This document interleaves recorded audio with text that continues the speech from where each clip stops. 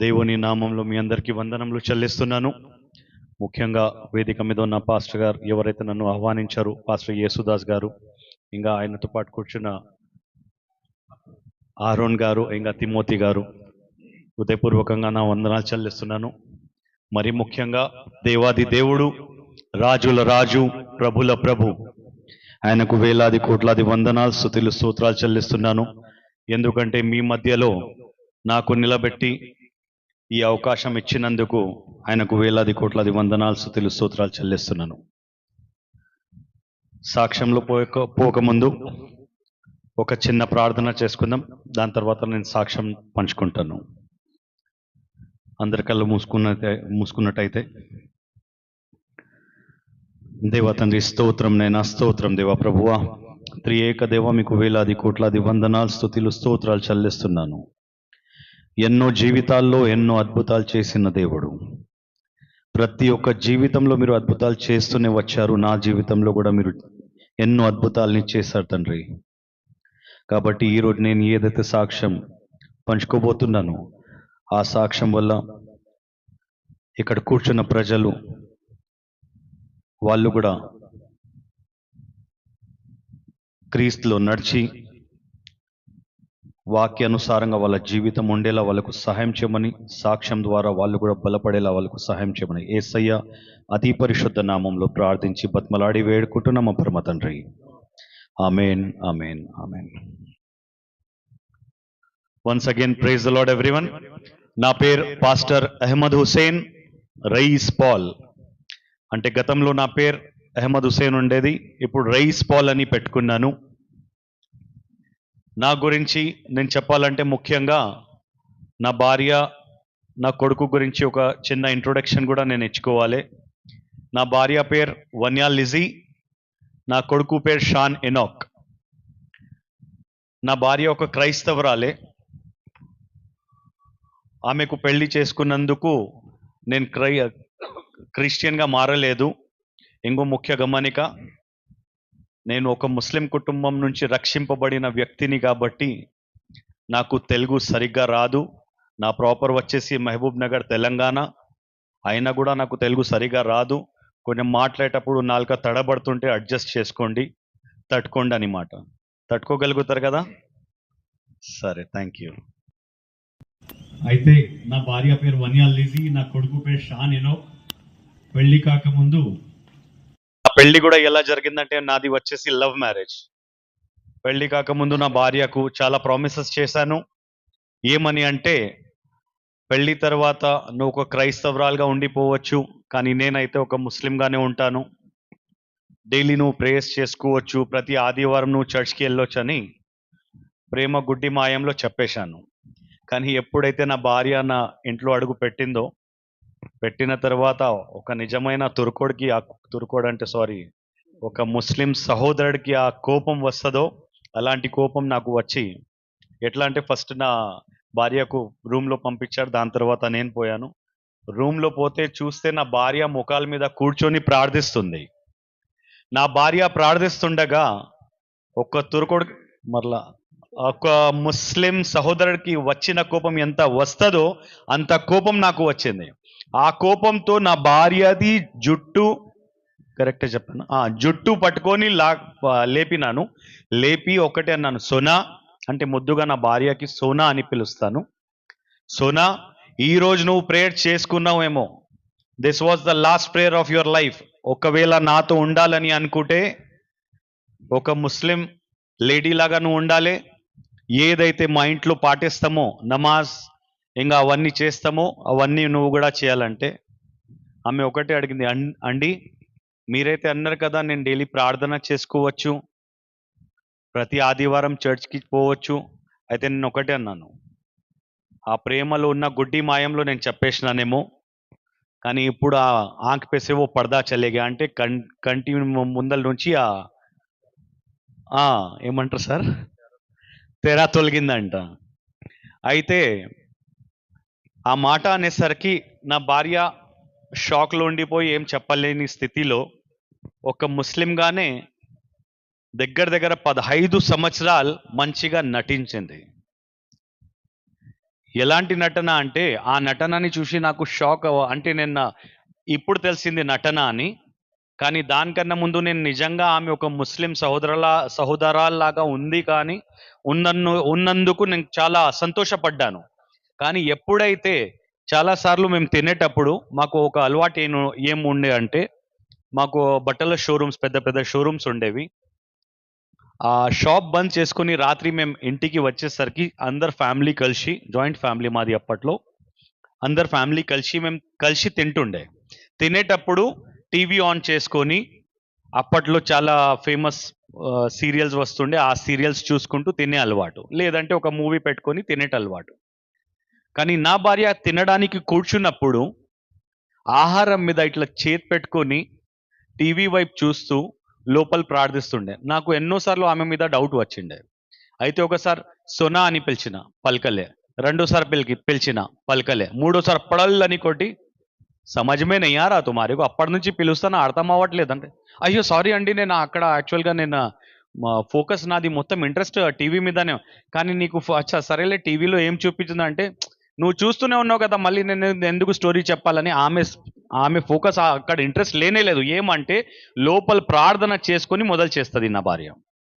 అలాంటి చాలా సంఘటనలు జరిగినాయి. అప్పట్లో నాకు ఎన్నిసార్లు నా భార్యని దూషించి మాట్లాడడం, అవమానించి మాట్లాడడం, అలాంటి చాలా సంఘటనలు జరిగినాయి.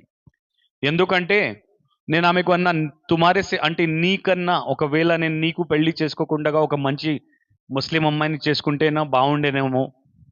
ఎందుకంటే ఇన్నిసార్లు నాకు నీ మీద మరలా మరలా మరలా మరలా మరలా మరలా డౌట్ వస్తూనే ఉంటుంది.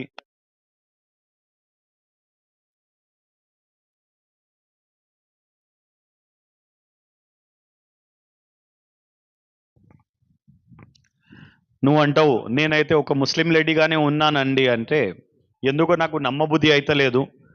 కొన్నిసార్లు అంటే పెళ్ళైన కొత్తలో కొన్ని అడ్జస్ట్మెంట్స్ కోసం చాలా సమయం పడుతుంది. ఏదైనా పెళ్లి జంటకి సమయం పడుతుంది. అరేంజ్ మ్యారేజ్లో కూడా సమయం పడుతుంది. మాది లవ్ మ్యారేజ్, కానీ మేమైతే స్టార్టింగ్ నుంచినే అడ్జస్ట్మెంట్లో ఉండాలి. కానీ నేనే అడ్జస్ట్ కాకుండా నా భార్యకు ఎన్నోసార్లు దూషి.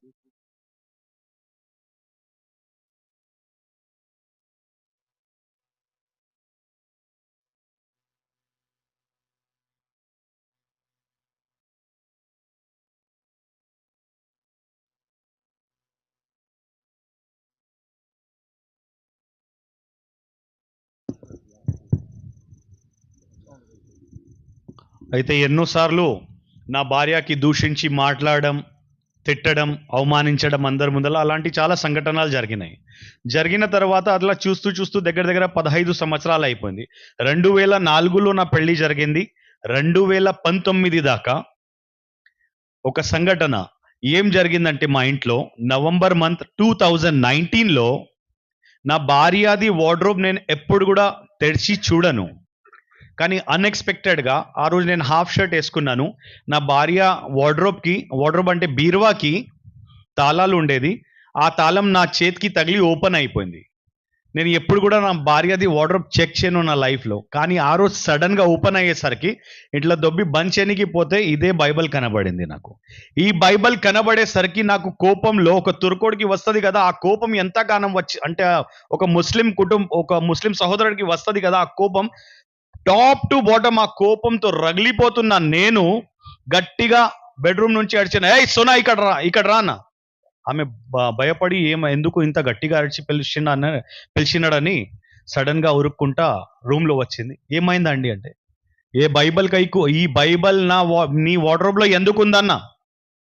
కాదండి, మా అక్క చనిపోయింది కదా, ఆమె గుర్తింపులుగా నేను గుర్తింపుగా పెట్టుకోవాలంటే పెద్ద వాల్ మీద పెద్ద పోస్టర్ వేపిస్తా, ఆమెది కావాలంటే పెద్ద ఫోటో ఫ్రేమ్ కట్టిస్తా ఆమె కోసం, ఆమెది. కానీ ఇది మా ఇంట్లో ఉండకూడదు. మేము ముస్లిం కాబట్టి ఇది నేను చూస్తే నాకు నడవదు. ఒకవేళ ఇప్పుడు నువ్వు పంపకుంటే నేను ఇప్పుడే కాల్చి పడిస్తా అన్నాను.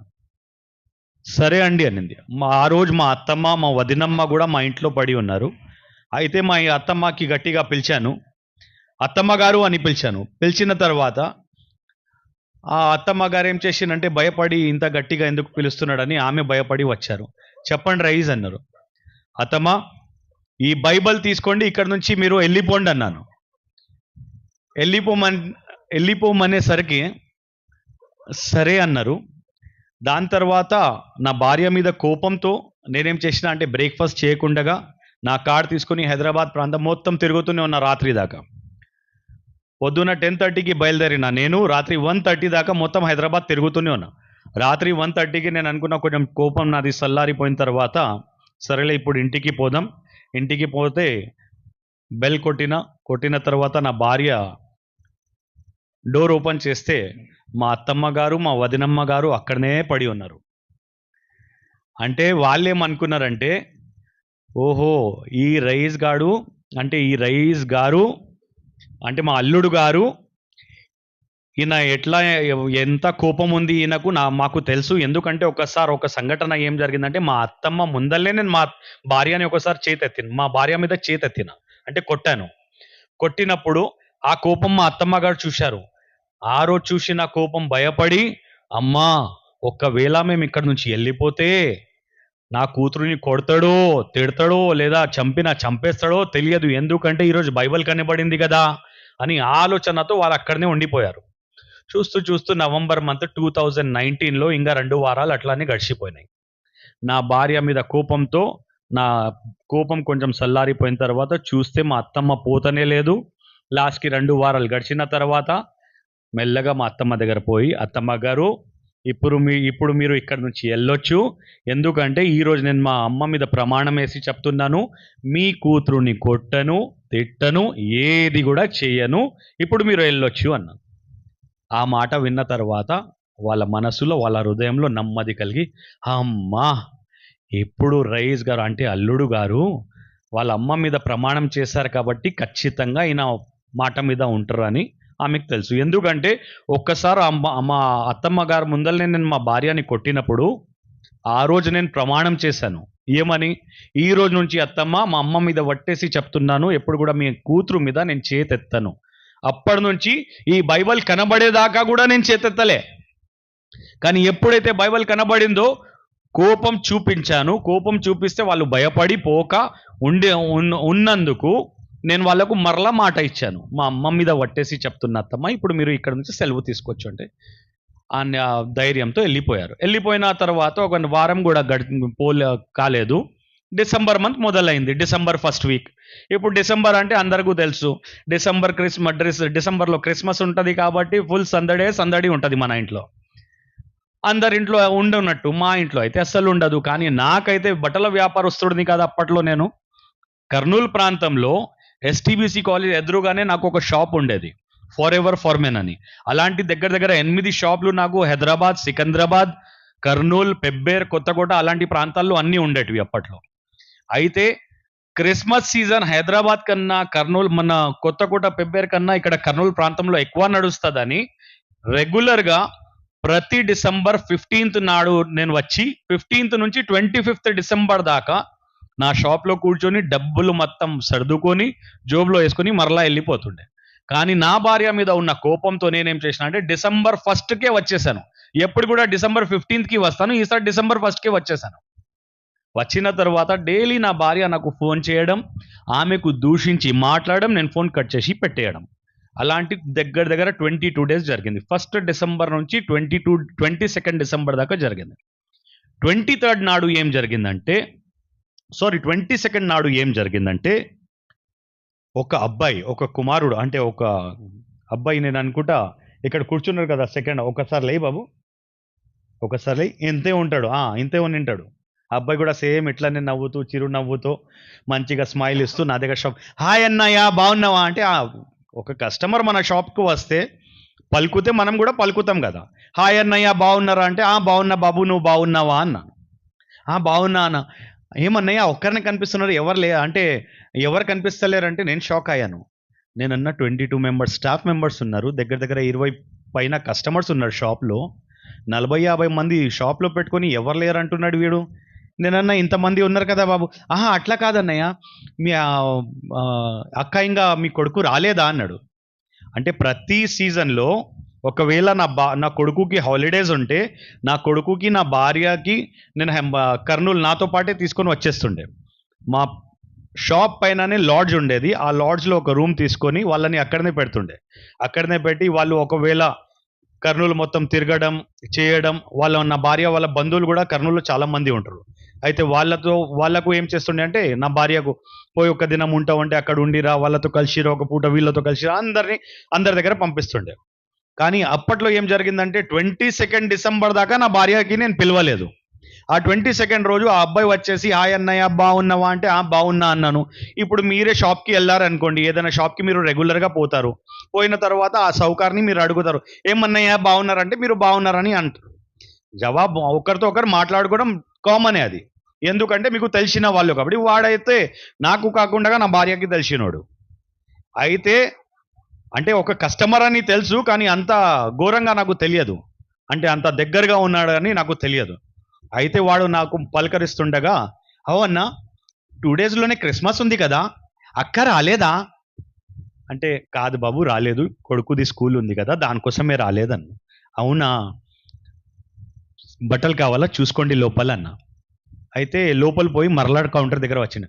అవునయ్య మీరు ముస్లిమ్స్ కదా, మా అక్క క్రైస్తవరాలు కదా, మా అక్కకు మీరు పర్మిషన్ ఇస్తారా, మీది లవ్ మ్యారేజ్ అంట కదా, మా అక్కకు మీరు పర్మిషన్ ఇస్తారా, మా అక్క డైలీ ప్రేయర్ చేసుకుంటుందా, ప్రతి ఆదివారం మీరు చర్చ్కి పంపిస్తారా అంటే, నా భార్య మీద ఉన్న కోపంకి నా లోపల ఎట్లా అంటే అగ్నిగుండం లాగా అగ్ని నాకు కుమ్మరిస్తుంది నా లోపల. అంటే వీడు వచ్చి దానిలో కెరసిన్ వేసినట్టు ప్రశ్నలు అడుగుతున్నాడు. ఏమని అడుగుతున్నాడు అంటే, అన్నయ్య ఇంతకు మా అక్క పోతుంటుందా, ప్రేయర్ చేసుకుంటుందా అంటే, నేనన్నా బాబు నువ్వు బట్టల కోసం వచ్చినావు కదా, బట్టలు పోయి చూసుకో, నాకు పని ఉంది వేరే అన్న. ఆయనకి ఏదో అర్థమై లోపల పోయిండు. మరలా తిరిగి వచ్చిండు. అవన్నా ఎల్లుండి ఒక 2 డేస్లోనే క్రిస్మస్ కదా అంటే, మా అక్క వస్తుందా మరలా ఇక్కడ అంటే, లాస్ట్కి కోపం వచ్చి నా ఫ్రెండ్ కూడా నా షాప్లో పనిచేసేటోడు అప్పట్లో. నేనన్నా రాకేష్ కొంచెం ఇక్కడ వచ్చి వీనికి తీసుకొని పోరా బాబు, వీనికి ఏం కావాలో చూపించు అంటే, ఆయనకు కూడా తెలుసు అప్పట్లో. ఇప్పుడైనా కొంచెం స్పష్టంగా తెలుగు మాట్లాడుతున్నా, అప్పట్లో ఆ స్పష్టత అనేది కూడా లేకుండే. అయితే పిలిస్తే ఆ అబ్బాయి మా ఫ్రెండ్ లోపల తీసుకుపోయి బట్టలు చూపిస్తుంటే, మరలా తిరిగి వస్తే, బాబు ఏం అడగకుండా కామ్గా బట్టలు కావాలంటే బట్టలు తీసుకో, లేదంటే వెళ్ళిపో అన్న. వానికి అర్థమైంది అన్నయ్య ఏదో కోపంలో నింటాడు, సర్లే కావాలని ఊకే గెలికినట్టున్నా ఆయనకు అని కామ్గా బట్టలు తీసుకున్నాడు, పైసలు కట్టిండు, వెళ్ళిపోయాడు. వెళ్ళిపోయిన తర్వాత రాత్రి 1:30కి నా షాప్ బంద్ అయింది. బంద్ అయిన తర్వాత రూమ్కి పోయాను. హాయిగా అన్నం తిన్న తర్వాత పడుకుందామంటే నిద్రనే వస్తలేదు. ఎందుకంటే ఆ అబ్బాయి అడిగిన ప్రశ్నలకి నా దగ్గర జవాబు లేక, వానికి ఊకే విసికించొద్దు చెప్పలేక, వానికి డైరెక్ట్గా మొహం మీద తిట్టినట్టు మాట్లాడినా నేను అనుకున్నా, అవును కదా 2004లో నా పెళ్లి జరిగింది, 2019 ఇప్పుడు నడుస్తుంది, 15 సంవత్సరాల నుంచి నా భార్య ఒక ముస్లింగా ఉంది కదా, ఒకవేళ తిరిగి నా భార్యనే నాకు అడిగింది అనుకోండి, అండి మీరు నా కోసం నా క్రీస్తులో నడుస్తారా, మీరు ఒక క్రిస్టియన్గా మారిపోతారా అంటే నేను అస్సలు చేయలేను ఆ పని. ఎందుకంటే నేను ఒక ఘటికోడిని, ఒక మంచి తురుకోడిని, 5 times నేను నమాజ్ చేసేటోడిని, అంటే ఏ ఒక పూట కూడా నేను నమాజ్ వదిలేటోడిని కాదు. ఒకవేళ లేట్ అయినా ఏమైనా కానీ రాత్రి 1:30కి చేరినాక అయినా నేను నమాజ్ చదువుతుండే. ఒకవేళ నా భార్యనే తిరిగి అడిగింది అనుకోండి, అండి నేను ఇన్ని సంవత్సరాల నుంచి మీ మౌలా అంటే మీరు ఏదైతే అల్లాని నమ్ముతున్నారో ఆయననే పూజిస్తున్నా కదా, ఏదైతే మొహమ్మద్ ప్రవక్త మీకు ఫాలో చేయమన్నాడో అది మీరు చెప్పినట్టు నేను కూడా ఫాలో అవుతున్నా కదా, ఒక నిజమైన క్రైస్తవురాలు కాకుండా ఒక ముస్లిం సహోదరాల్లాగా నేను ఉన్నాను కదా, నా కోసం మీరు ఒక్క సంవత్సరం అయినా నా కోసం క్రైస్ట్లో ఉండగలుగుతారా అంటే నేను అస్సలు ఉండలేను.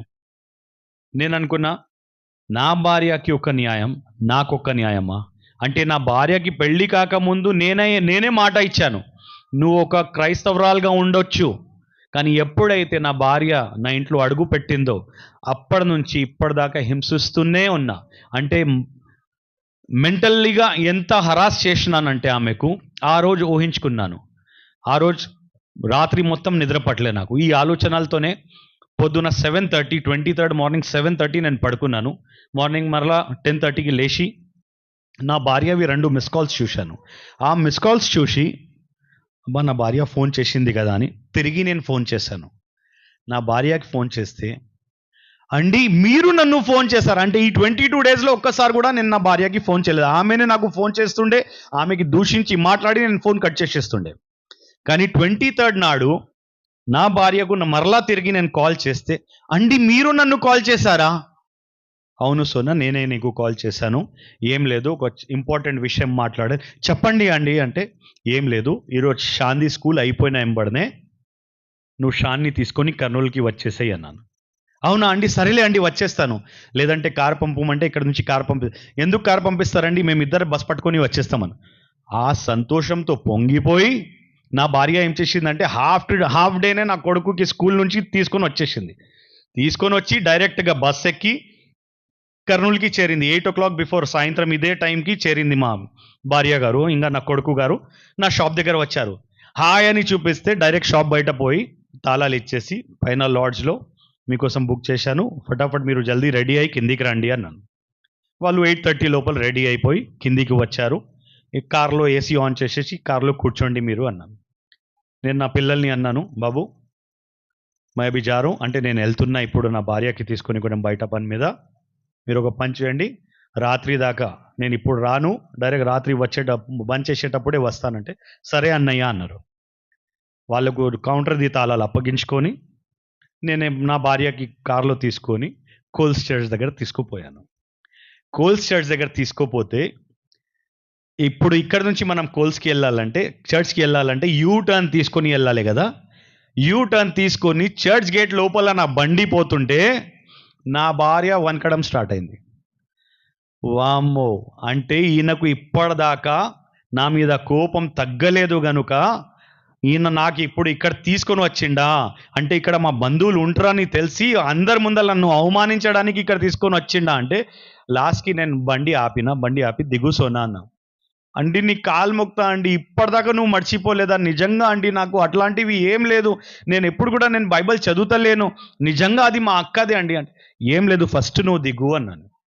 కాదండి నిజంగా అర్థం చేసుకోండి, ఇక్కడ మా బంధువులు ఉంటారు అది ఇది అంటే, నేను ఒకటేనా, దిగుతావా లేదా అన్న. భయపడి దిగడానికి ఆలోచిస్తుంది. ఏసీలో కూర్చుంది ఆమె, చెమటలు స్టార్ట్ అయిపోయినాయి. ఇప్పుడు నాకు స్టార్ట్ అయినట్టు చెమటలు స్టార్ట్ అయితే నేను అనుకున్నా ఇప్పుడు దిగేలా లేదని నా సీట్ నుంచి దిగేసి అవతల సైడ్ వచ్చాను. వచ్చినాక డోర్ ఓపెన్ చేసి దిగుతావా లేదా అంటే ఆమె అనుకున్నది, ఇప్పుడు నేను దిగకుంటే ఖచ్చితంగా ఒక సీన్ అవుతుంది, ఈయన కొట్టేస్తాడు నాకు అని. దిగుతున్నా అని దిగింది. దిగిన తర్వాత లోపల పోతుండగా చర్చ్కి ఒక డోర్స్ ఉంటాయి కదా బయట, ఆ డోర్స్ లోపల నా భార్యది చేతి పట్టుకొని లోపల తీసుకుపోతుంటే, చర్చ్ బయటనే ఇట్లా పట్టుకొని లాగి, అండి ప్లీజ్ అండి మా బంధువులు ఉంటారు ఇక్కడ అంటే, సోనా నీకు చెప్పాను కదా ఒక ఇంపార్టెంట్ విషయం నీతో చెప్పాలని, ఒక సర్ప్రైజ్ ఉందని అని చెప్పాను కదా.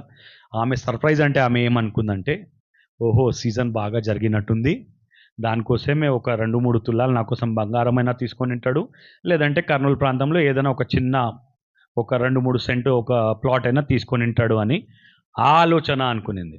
ఆ ఆలోచన ఆమెకు వచ్చింది, కానీ ఆమెకు తెలియదు ఇప్పుడు నేను ఏం చెప్పబోతున్నా అని. నీకు చెప్పాను కదా సోనా ఒక సర్ప్రైజ్ ఉందంటే, ఏముందండి ఆ సర్ప్రైజ్ అని బెదురుకుంటూ మాట్లాడుతుంది. నేనన్నా ఏం లేదు, ఈరోజు నుంచి నీకు మొత్తం స్వాతంత్రం అనేది ఇస్తున్నా, ఈ రోజు నుంచి నువ్వు బైబిల్ చదవచ్చు, ఈ రోజు నుంచి ప్రతి ఆదివారం నువ్వు చర్చ్కి వెళ్ళొచ్చు, ఇంట్లో ఆరాధన చేసుకోవచ్చు అంటే, అండి నాకు అలాంటిది ఏం లేదు. ఆమె భయపడి, అమ్మా ఆయన నాకు టెస్ట్ చేస్తాడేమో, పరీక్ష పెడుతున్నాడేమో, ఒకవేళ అవునా అని చెప్తే పడల్లని కొడతాడేమో అని భయంతో, అండి నాకు నిజంగా అలాంటిది ఏమీ లేదు, నేను ఒక మంచి ముస్లిం సహోదరాల్లాగా ఉన్నాను కదా, ఎందుకు ఇలాంటి మాటలు మీరు మాట్లాడుతున్నారంటే, గట్టిగా ఆమె చేతి పట్టుకుని, సోనా నేను నిజంగా అంటున్నా, మా అమ్మ మీద వట్టేసి చెప్తున్నా, ఈ రోజు నుంచి నువ్వు బైబిల్ చదవచ్చు, ఈ రోజు నుంచి నువ్వు ప్రార్థన చేసుకోవచ్చు, ప్రతి ఆదివారం నువ్వు చర్చ్కి కూడా వెళ్ళొచ్చు అంటే, ఎప్పుడైతే నా అమ్మ మీద వట్టేసినానో అప్పుడు ఆమె అండి నిజంగానా అని గట్టిగా కౌగలించి ఏడ్చుకుంటూ కౌగలిస్తే వెనక నా కొడుకు నిలబడి ఉన్నాడు. నా కొడుకు ఇంకా నా భార్య ఇద్దరు సైగల్ లాంగ్వేజ్లో, అంటే సైగల్ అంటే తెలుసు కదా, సైగల్ లాంగ్వేజ్ కరెక్ట్ అంటున్నా, అంటే సైగల్ లాంగ్వేజ్లో మాట్లాడుకుండేవాళ్ళు. నాకు తెలియకుండా కార్లో కూడా కూర్చుంటే చర్చ్ కనబడితే ఇట్లా కూర్చొని వాళ్ళు ఇట్లా చేస్తుండే. నేను అనుకుంటుంటే ఎందుకు ఇట్లా చేస్తున్నారబ్బా అనుకోండి.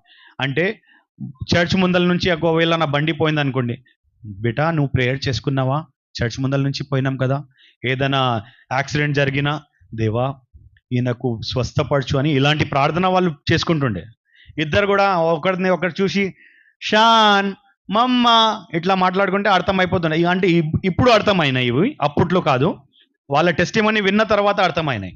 అంటే ఒక్కరితో ఒకరు ఇట్లా మాట్లాడుకుంటూ ఇప్పుడు మనం ప్రేయర్ చేసుకోవాలి లోపల. ఎందుకంటే ఒక డెడ్ బాడీ పోతుంది, వాళ్ళ ఇంటోళ్ళు ఏం పరిస్థితిలో ఉన్నారో తెలియదు, వాళ్ళ కోసం మనం ప్రార్థిస్తాం. అలాంటి చాలా సంఘటనలు జరిగినాయి అప్పట్లో. అయితే నా భార్య నా వెనక నా కొడుకుకు నిలబడి మమ్మా కాంగ్రాచులేషన్స్ మమ్మా, డాడీ హ్యాస్ గివెన్, అంటే డాడీ నీకు పర్మిషన్ ఇచ్చిండమ్మా అంటే ఆమె అంటుంది ఏడ్చుకుంటూ, నాకైతే పర్మిషన్ ఇచ్చిండు బిడ్డ, కానీ నీకు ఇవ్వలే కదా. మొదలైంది కదా ఎట్లయినా. ఖచ్చితంగా దేవుడు ఖచ్చితంగా మార్పు తీసుకొని వస్తాడు. ఈయన కూడా మారిపోతాడు, నేను కూడా మారిపోతాలే మమ్మా అన్నాడు. అంటే నేను అప్పటిదాకా నాకు తెలియదు. లోపల పోతే మా భార్య వాళ్ళ కుటుంబ సభ్యులు అక్కడ ఉంటుండగా అక్కడ మొత్తం ఏమంటారు డెకరేషన్ పని చేస్తుండే చర్చ్లో. అందరు కలిసి డెకరేషన్ చేస్తుంటారు కదా చర్చ్కి. అయితే వాళ్ళు కూడా అక్కడనే ఉన్నారు. ఓ రైస్ బాయ్, how are you are here అన్నారు. వినయ్ బాయ్ ఐఎమ్ ఫైన్ అన్నా. వినయ్ నీకు, నా భార్య వచ్చేసి లోపల పోయినా ఏం పడితే, వినయ్ నీకు ఒక విషయం తెలుసా, ఈ రోజు నుంచి నా భర్త నాకు స్వాతంత్రం అనేది ఇచ్చినాడు. ఈ రోజు నుంచి నేను బైబిల్ చదవచ్చు, ఆరాధన చేసుకోవచ్చు, ప్రతి ఆదివారం నేను చర్చ్కి పోవచ్చు, ఈ రోజు నుంచి నేను ఒక క్రైస్తవురాలుగా బతకొచ్చు అని నా భర్త నాకు పర్మిషన్ ఇచ్చిండంటే ఆయన shock. Rice by what a surprise, నిజంగానా అని ఆయన వచ్చి కోగలిస్తున్నాడు. కోగలిస్తే నేను అనుకున్నా లోపల నా భార్య కోగలిస్తే ఒక మాట రా భయ్, నువ్వెందుకు రా భయ్ అనుకున్నా. అంటే ఫస్టే నా భార్య బయట కౌగలించింది సంతోషంతో, ఈయన కూడా సంతోషంగా. కానీ అప్పట్లో పాపం ఒకవేళ ఆయన మంచిగానే ఆలోచించి చేసిండు. కౌగలించిన తర్వాత అందరు డెకరేషన్ చేస్తుండగా నేనేం చేసిన అంటే నా భార్య అంటే వాళ్ళకు జస్ట్ సెలో టేప్ తీసి వాళ్ళ చేతికి ఇస్తున్నా. అయితే నెక్స్ట్ డే నా భార్య అందరి ముందల వాళ్ళ బంధువుల దగ్గర పోతుండగా, మీకు తెలుసా నిన్న నా భర్త కూడా చర్చ్లో పని చేసిండు, చర్చ్లో డెకరేషన్ పని చేసిండు అని సంతోషంగా చెప్తుంది. నేను అనుకున్నా ఈ 15 years నుంచి ఇలాంటి సంతోషం నా భార్య మొహం మీద ఎప్పుడు చూడలేదే, ఈరోజు చూస్తున్నా. నిజంగా ఈ సంతోషం నా భార్య మొహం మీద ఎప్పుడు కూడా పోకూడదని ఆ రోజు నిర్ణయించుకున్నాను. కానీ దాని తర్వాత కూడా ఏం జరిగిందంటే రాత్రి 1:30 దాకా మేము చర్చ్లోనే ఉన్నాం. చర్చ్లో ఉన్న తర్వాత 1:30కి పోయాము. షాప్ దగ్గర పోతే డైరెక్ట్గా చూస్తే 2,72,000 2,73,000 ఏమో జరిగింది కౌంటర్ ఆ రోజు. నేను అనుకున్నా, అంటే నేను నా అల్లాని చెప్తున్నాను, అయ్యల్లా మై మేరీ బీవీకు ఖుష్ కరా తో తూ భీ మేరకు ఖుష్ కర్ దే. అంటే నేను నా భార్యని సంతోషంగా పెడితే నువ్వు నా బిజినెస్ని డైరెక్ట్గా డబల్ చేసేసి నన్ను కూడా సంతోషాన్ని ఇచ్చినావు అని నేను నా అల్లాని స్తుతిస్తున్నాను. నెక్స్ట్ డే ఏం చేశానంటే 24th December 2019 నా భార్యకు అన్నాను, మీ బంధువులు అందరు ఇక్కడనే ఉంటారు కదా, ఈరోజు నీతో పాటు నేను కూడా వచ్చి అందరితో కలుద్దాంలే. అంటే ఆమె మొహం మీద ఆ సంతోషం చూశాను కదా, ఆ సంతోషాన్ని చూసి ఇంకా నేను సంతోషాన్ని చూడాలని ఆ ఆశతో వాళ్ళ బంధువుల దగ్గర, వాళ్ళ క్లాస్మేట్స్ దగ్గర, అందరి దగ్గర ఆమెకు తీసుకొని పోయాను. మరలా పొద్దున్న 10:30కి పోయిన మేము రాత్రి 2:30 ఏమో అయింది మరలా మేము షాప్ దగ్గరికి వస్తే.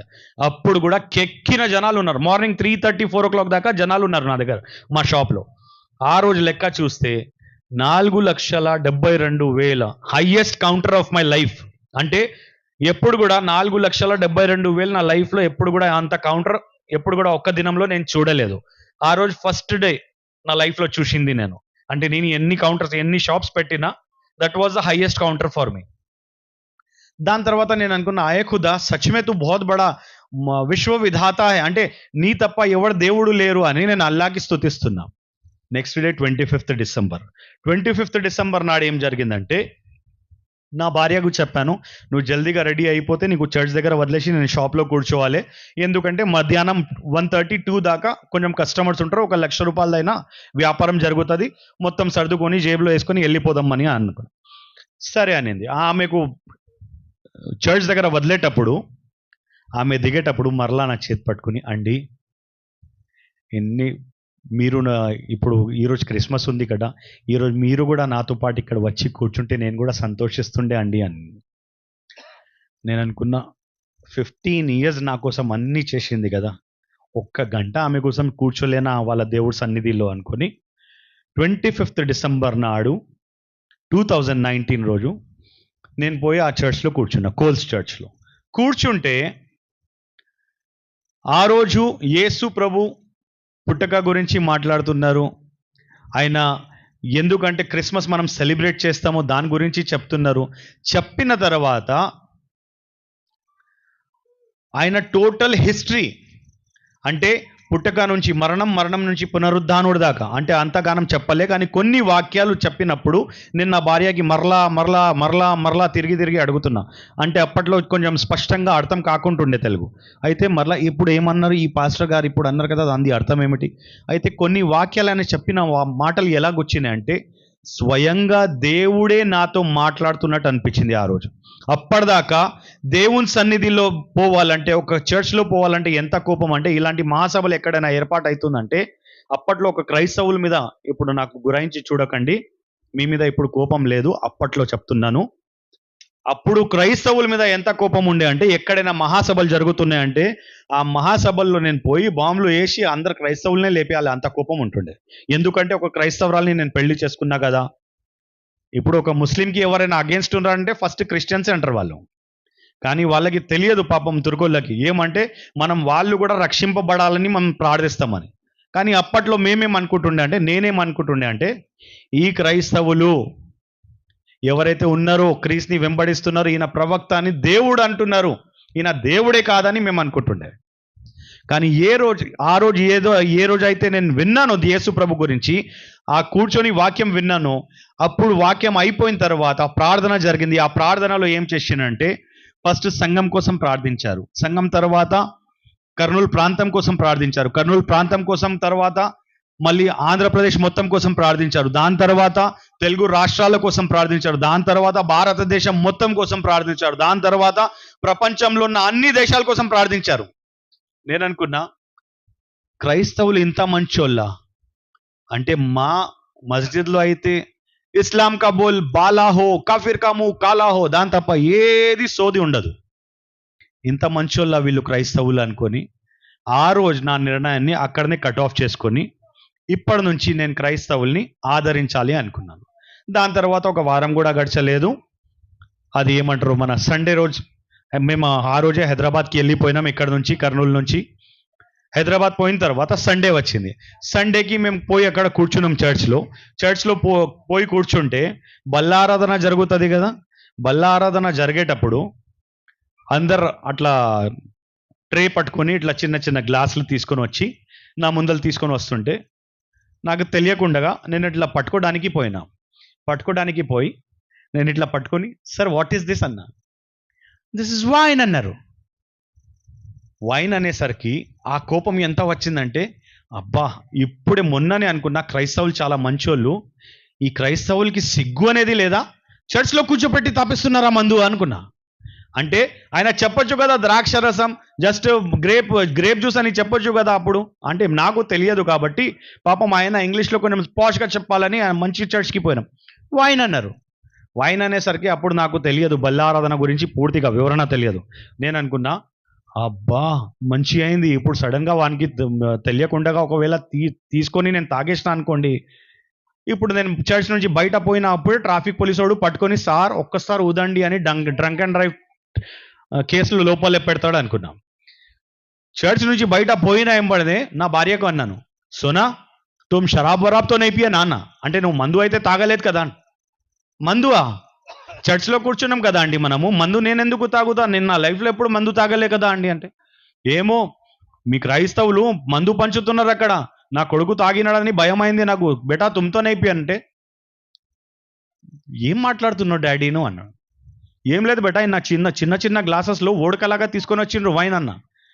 డాడీ అది ఓడకా కాదు, వైన్ కాదు. ఓ నీకు పెద్ద తెలిసినట్టు అయితే నా భార్య చేతి పట్టుకొని ఒత్తి, రే కామ్గా ఉండరా, నీకు తెలిసినట్టు ఒకవేళ తెలిస్తే ఇక్కడనే మన బుర్ర పాటు చేసేస్తాడు మీ డాడీ అనుకుంటూ సైగల్లో మాట్లాడుకున్నారు మళ్ళీ.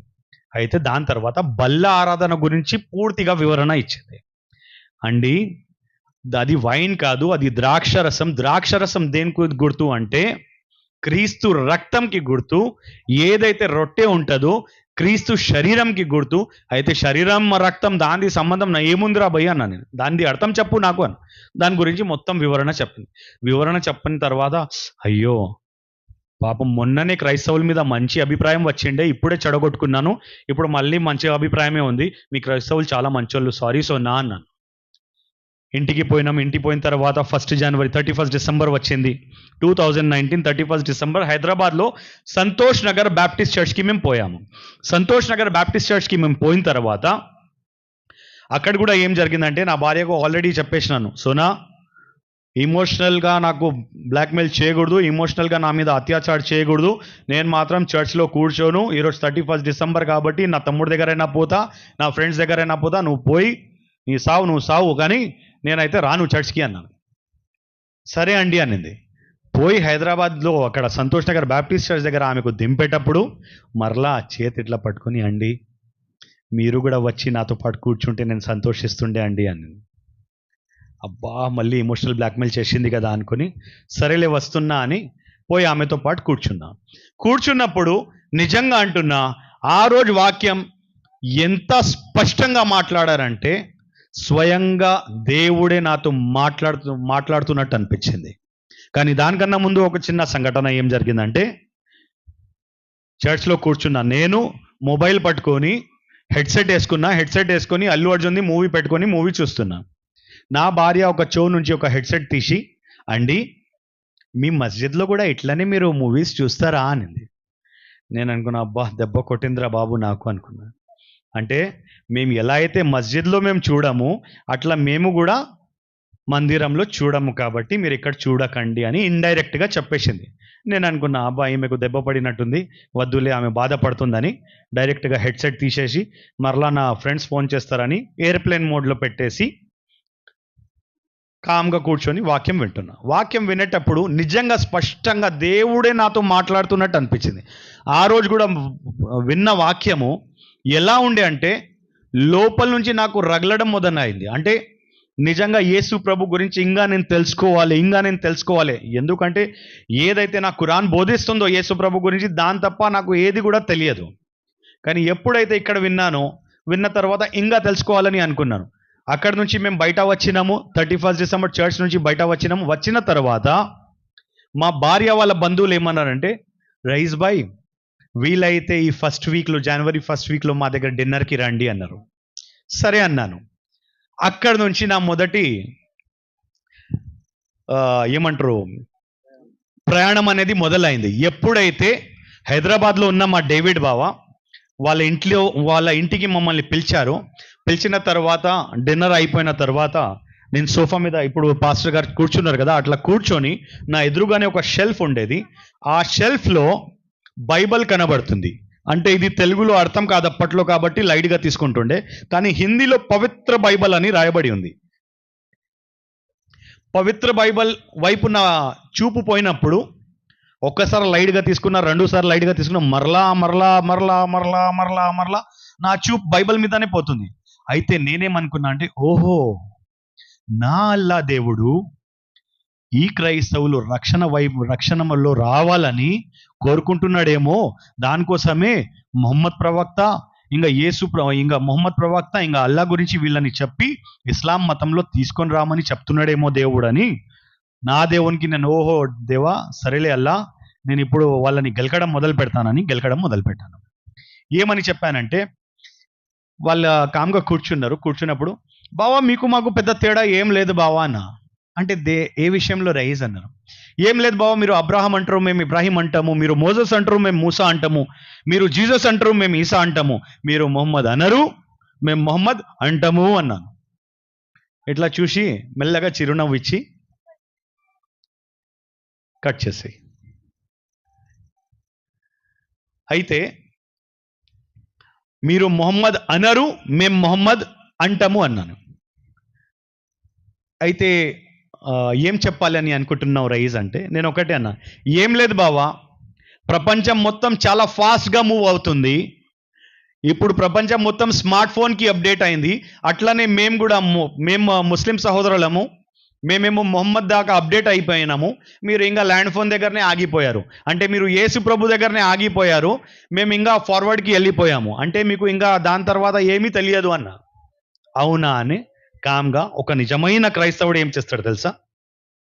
ఎంత రెచ్చగొట్టినా, ఎంత హింసించి మాట్లాడినా మెల్లగా ఒక చిరునవ్వు ఇచ్చి దాని తర్వాత కౌంటర్ అటాక్ ఇవ్వడం స్టార్ట్ చేస్తారు. ఆయన కూడా అట్లనే చేశారు. అవునా రైస్, చాలా మంచి చెప్పావు రైస్. ఇంతకు నీకు యేసుప్రభు గురించి ఏం తెలుసు రైస్ అంటే, నా ఖురాన్ ఏదైతే బోధిస్తుందో యేసుప్రభు గురించి చెప్తుందో అవన్నీ చెప్పాను.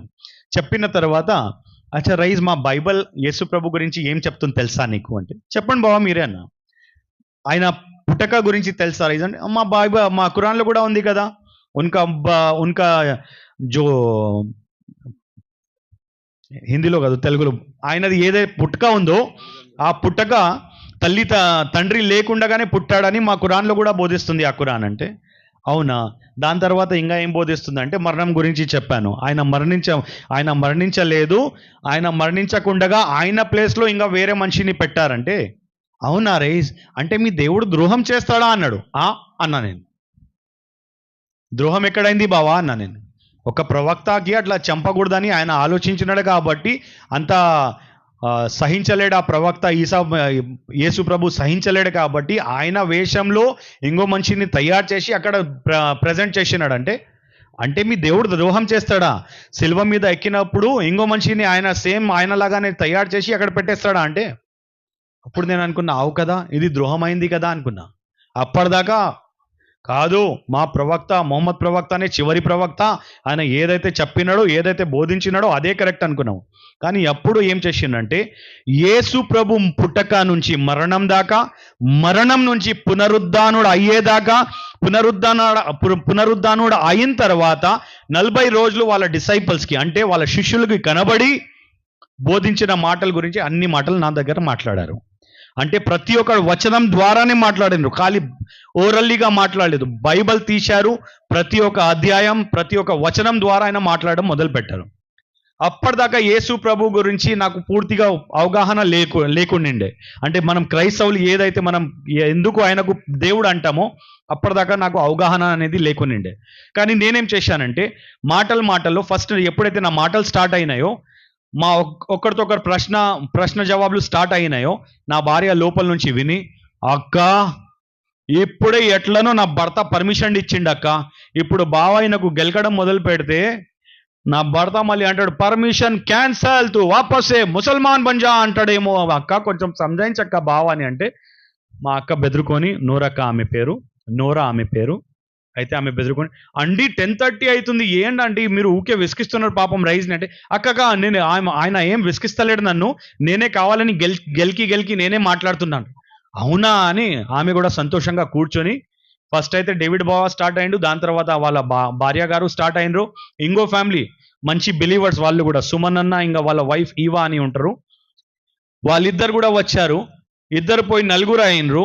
4 తర్వాత నా భార్య ఏమో లోపల నుంచి విని, అబ్బా నా భర్త యేసు ప్రభు గురించి వింటున్నాడా అని సంతోషంతో వచ్చి వాళ్ళ అక్క పక్కలు కూర్చొని, అక్క అంటే సొంత అక్క కూడా కాదు, వాళ్ళ మామ కూతురు, వాళ్ళ అక్క దగ్గర వచ్చి గుచ్చి అక్క మన దేవుని గురించి ఇంకా చెప్పక్క, ఎందుకంటే వింటున్నాడు కదా, వినేటప్పుడే ఈయనకు అన్ని చెప్పాలి మనం, లేదంటే వినే స్థితిలో ఎప్పుడు ఉండడు ఈయన అన్నాడు. అవునా, అయితే అందరు ఫస్ట్ 1 అయ్యారు, 2 అయినరు, దాని తర్వాత 4 అయినరు, లాస్ట్కి 5 మంది తయారైపోయినారు మొత్తానికి. విన్న తర్వాత వింటుండగా సడన్గా నా చూపు క్లాక్ వైపు పోతే రాత్రి 1:30 అవుతుంది టైం. నేను అన్నా, బావా రాత్రి 1:30 అయిపోయింది బావా, మాటల్లోనే పొద్దున 7:30కే నువ్వు మళ్ళీ ఆఫీస్కి వెళ్ళాలి, నేను బయలుదేరుతా బావా అన్నాను. సరేలే రైజ్, నో ప్రాబ్లం అని వాళ్ళు నేనన్నా ఎప్పుడు కూడా వాళ్ళ బంధువుల దగ్గర ఎప్పుడు కూడా నేను ప్రేయర్ కూడా చేయించుకోలేదు. కానీ మొట్టమొదటిసారి ఆ రోజు డేవిడ్ బావ దగ్గర, బావా నేను ఇంటికి పోతుండగా ఇప్పుడు నా కోసం ఒక చిన్న ప్రార్థన చేయి బావా అన్నాను. దేవుని నామంకి మహిమ కలుగును గాక. ఆ రోజు ఫస్ట్ ప్రేయర్ ఆయన ద్వారా చేపించుకొని ఇంటికి చేరక ముందు ఇదే బైబిల్ మరలా వాళ్ళ షెల్ఫ్లో చూసి నేను అడిగిన, బావా నేను మిమ్మల్ని ఒకటి అడగొచ్చా అన్న. అడగండి రైజ్ అన్న. ఏం లేదు బావా, అది హిందీలో పవిత్ర బైబిల్ అని రాయబడి ఉన్నది కదా, ఈరోజు మీరు యేసు ప్రభు గురించి ఏదైతే నాకు బోధించినారో ఆ మాటలు నేను చదవాలని అనుకుంటున్నాను, ఇంకా నేను యేసు ప్రభు గురించి తెలుసుకోవాలని అనుకుంటున్నాను. ఎందుకంటే ఇప్పటిదాకా నేను ప్రవక్త అని అనుకున్నాను, కానీ ఈరోజు మీరు మాట్లాడి నా మనోనేత్రాలు తెరవబడేలా నాకు చేశారు కాబట్టి ఈ బైబిల్ నేను తీసుకుపోయి చదువుతా అంటే, వై నాట్ రైస్, ఇది ఒక చాలా మంచి సందర్భం, దేవుడు నీకోసమే ఏర్పాటు చేసినాడేమో. మా ఎవ్వరికి కూడా హిందీ అసలు రానే రాదు, ఇది మాకు చర్చ్ నుంచి గిఫ్ట్ వచ్చింది, మేము ఎవరికి ఇది గిఫ్ట్ ఇవ్వాలని అనుకుంటే దేవుడు ఈ బైబిల్ నీకోసమే ఏర్పాటు చేసినాడేమో అని ఆ హిందీ బైబిల్ వాళ్ళ ఇంటి నుంచి తీసుకొని వచ్చి మా ఇంటికి 2:30కి చేరాము. హైదరాబాద్లో అప్పుడు మా ఇల్లు ఉండేది. హైదరాబాద్లో అత్తాపూర్లో చేరినాక ఫస్ట్ నేను నమాజ్ చేసుకున్నాను. నమాజ్ చేసుకున్న తర్వాత ఇది డైనింగ్ టేబుల్ మీద నేను పెట్టుకున్నాను బైబిల్. పెట్టుకున్న తర్వాత ఏం చేశానంటే లోపల నేను బెడ్రూమ్కి పోయేటప్పుడు మరలా నా చూపు బైబిల్ వైపు వెళ్ళింది. బైబిల్ వైపు వెళ్ళినప్పుడు మరలా నేను డైనింగ్ టేబుల్ దగ్గర పోయి ఇదే బైబిల్ పట్టుకొని, ఇది అంటే అది హిందీ బైబిల్, ఆ హిందీ బైబిల్ పట్టుకొని ఇది తల మీద పెట్టుకొని, ఎప్పుడు కూడా నా ఖురాన్ కూడా నా తల మీద ఎప్పుడు పెట్టుకోలేదు.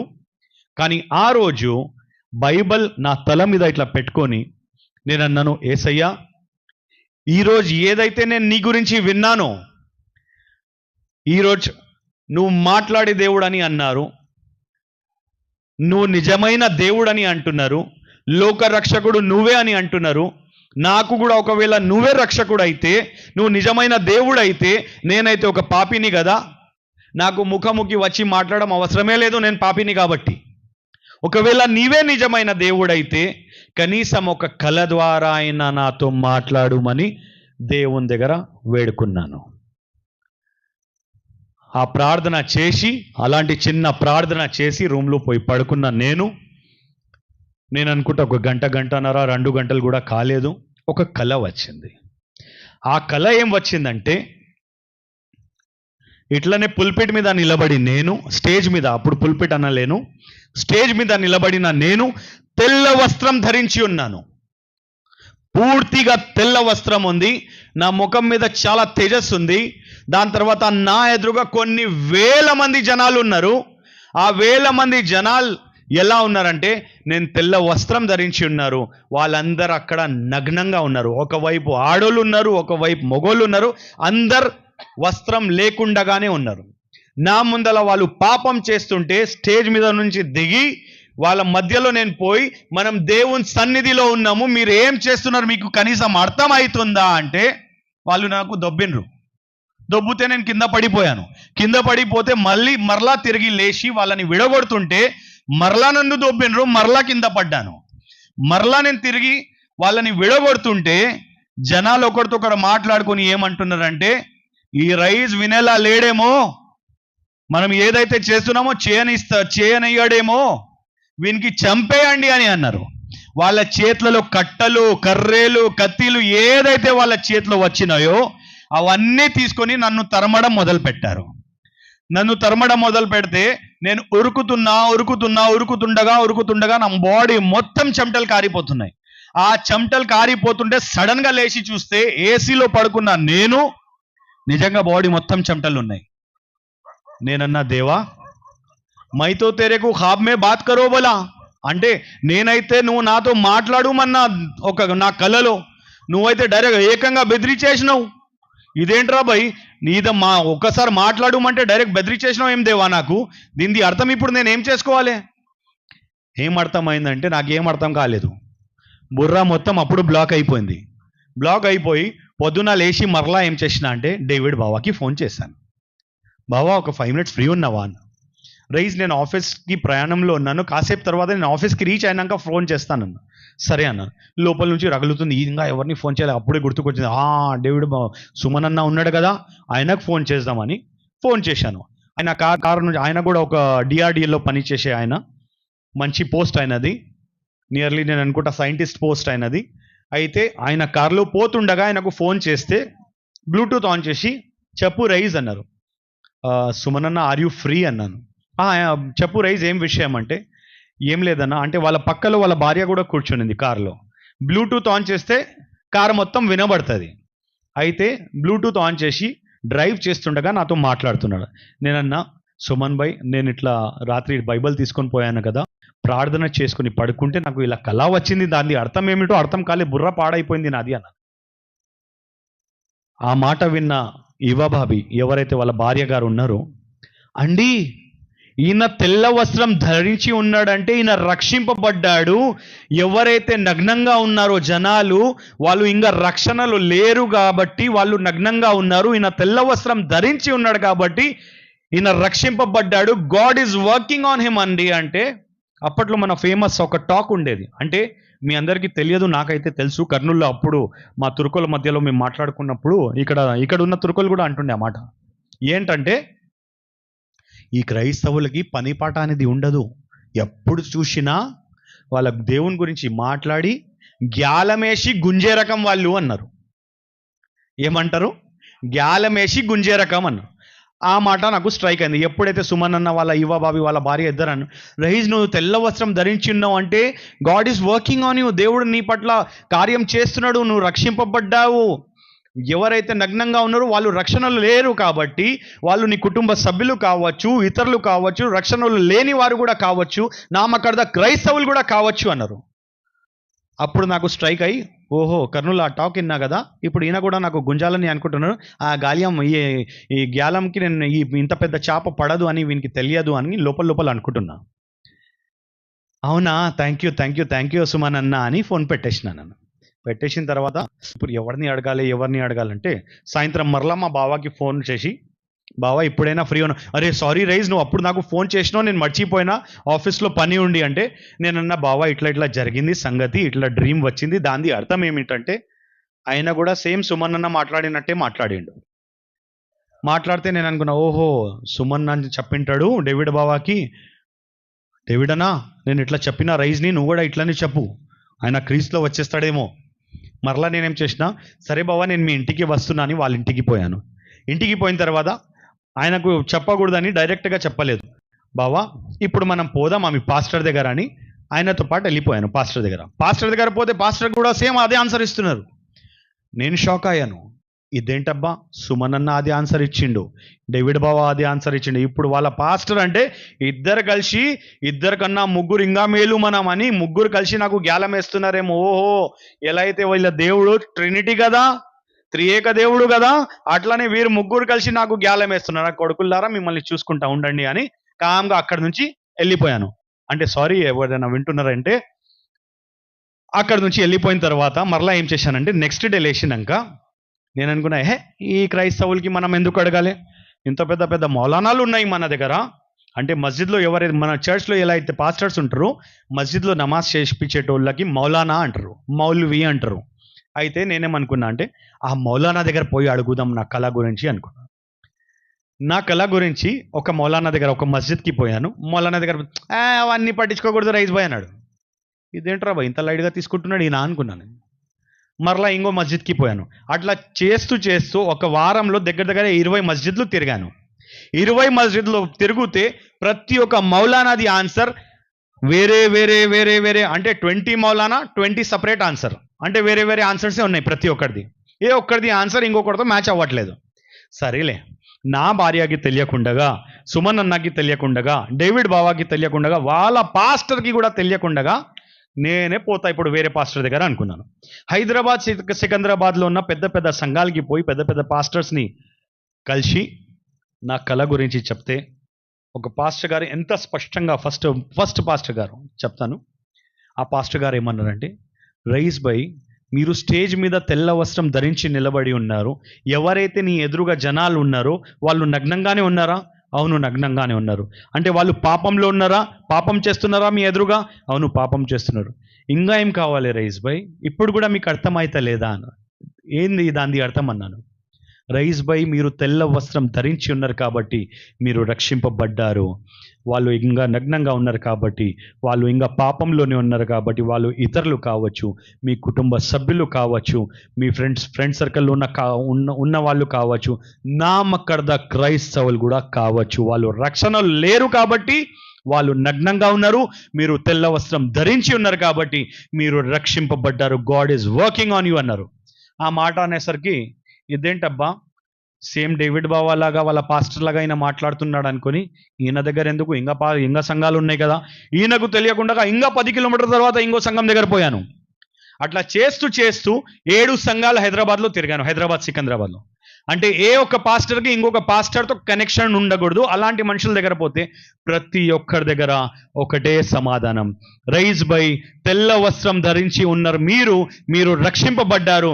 వాళ్ళైతే ఎవరైతే నగ్నంగా ఉన్నారో వాళ్ళు రక్షణలు లేరు కాబట్టి వాళ్ళు ఇంకా నగ్నంగా ఉన్నారు.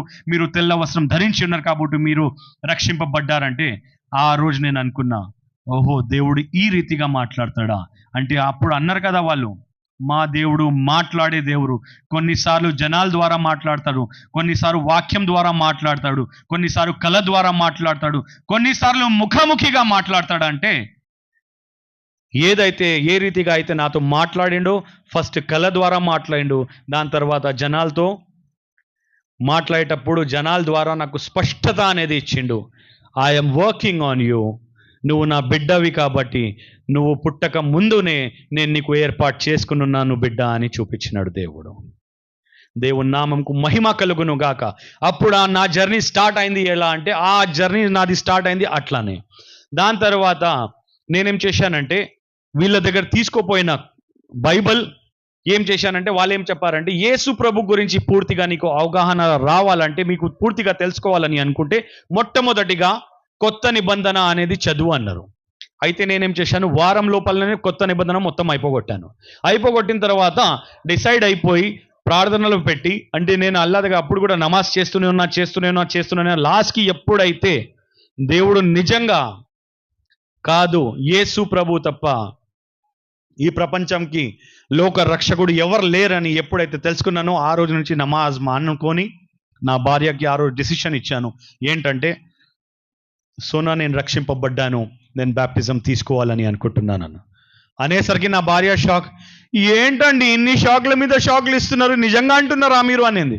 అవును సోనా, నేను బ్యాప్టిజం తీసుకోవాలని అనుకుంటున్నా త్రియేక దేవుని నామంలో అంటే.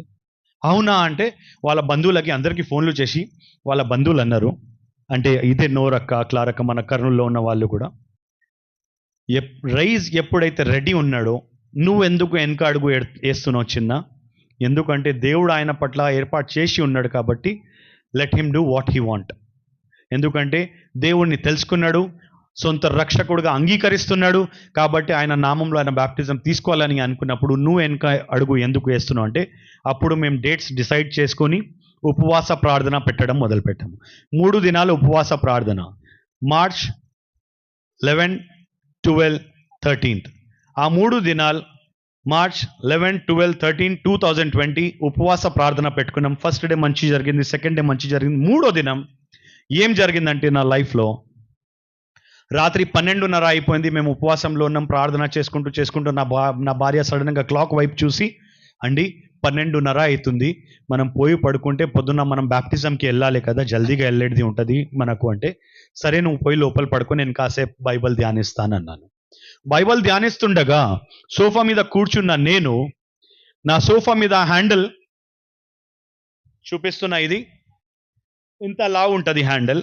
ఆ హ్యాండిల్ మీద నా మొబైల్ ఎగ్జాక్ట్గా ఇట్లా మధ్యలో పెట్టి ఉన్నాను. హాయిగా ఆనుకొని కూర్చొని బైబిల్ చదువుతుండగా సడన్గా ఒక ఆలోచన వచ్చింది. ఏంటంటే, అప్పటి నుంచి బైబిల్ చదువుతున్నా కదా, ఒక్కసారి Facebook, WhatsApp, Twitter, Instagram check చేద్దామని మొబైల్ పట్టుకొని జస్ట్ ఇట్లా ఆపరేట్ చేయడానికి పోయినాను. లోపల నుంచి ఒక గద్దెంపు వచ్చింది, రైస్ నువ్వు వాక్యం చదువుతుండగా సాతాన్ని చోటు ఎలా ఇస్తావు రైస్ అని.